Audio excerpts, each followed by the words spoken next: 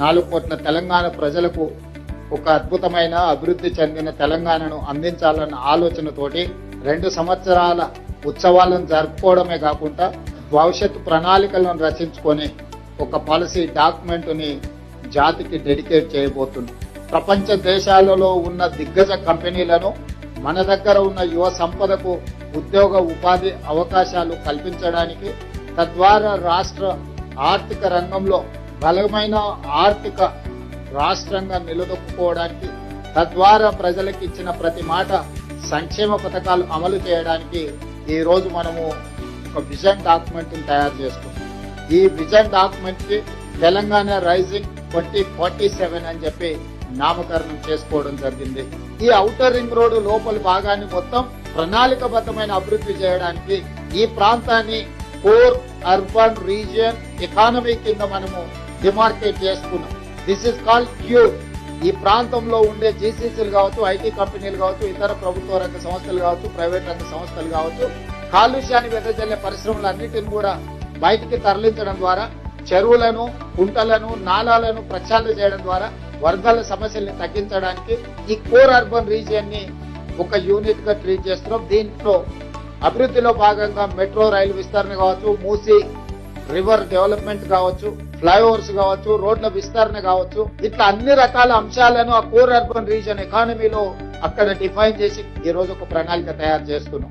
అదే విధంగా outer ring road out side కొత్తగా ఇప్పుడు రీజనల్ రింగ్ రోడ్ రాబోతుంది.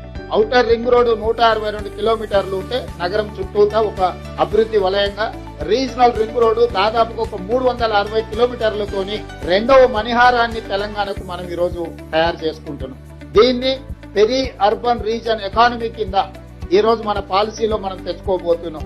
ఈ ప్రాంతంలో భారత్ ఫ్యూచర్ సిటీ ఉండొచ్చు, చందన్వెల్లి, సీతారాంపూర్ ఫార్మా కంపెనీల ఐటీ సెజ్లు ఉండొచ్చు, రేడియల్ రోడ్స్ ఉండొచ్చు, మెట్రో విస్తరణ ఉండొచ్చు, ఇతర రాష్ట్రాల నుంచి, ఇతర దేశాల నుంచి రావడానికి అవసరమైన ప్రణాళికల్ని ఈ రోజు ఈ పెరి అర్బన్ రీజియన్ ఎకానమీలో భాగస్వామ్యం చేస్తున్నాము.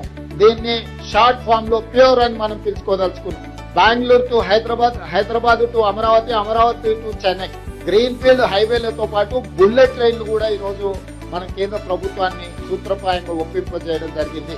ఇక 3వది regional ring road outside Telangana border, rural agricultural region economy. ఇప్పుడు మేము వ్యవసాయాన్ని, గ్రామీణ ప్రాంతాలను, వ్యవసాయ ఆధారిత ఉత్పత్తులను నిర్లక్ష్యం చేయదలుచుకోలేదు.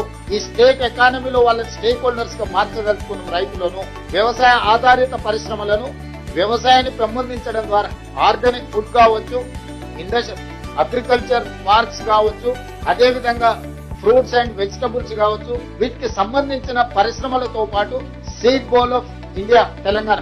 మన భూములు విత్తనాలను ఉత్పత్తి చేయడానికి అనుకూలమైన ప్రాంతం. మన భూములు మంచి కూరగాయలు, పండ్లు, ఫలాలు పండించడానికి, చాలా సేంద్రియ వ్యవసాయానికి చాలా ఉపయోగపడే భూములు. ఒక రేర్ పాలసీని మనం తీసుకొస్తున్నాం.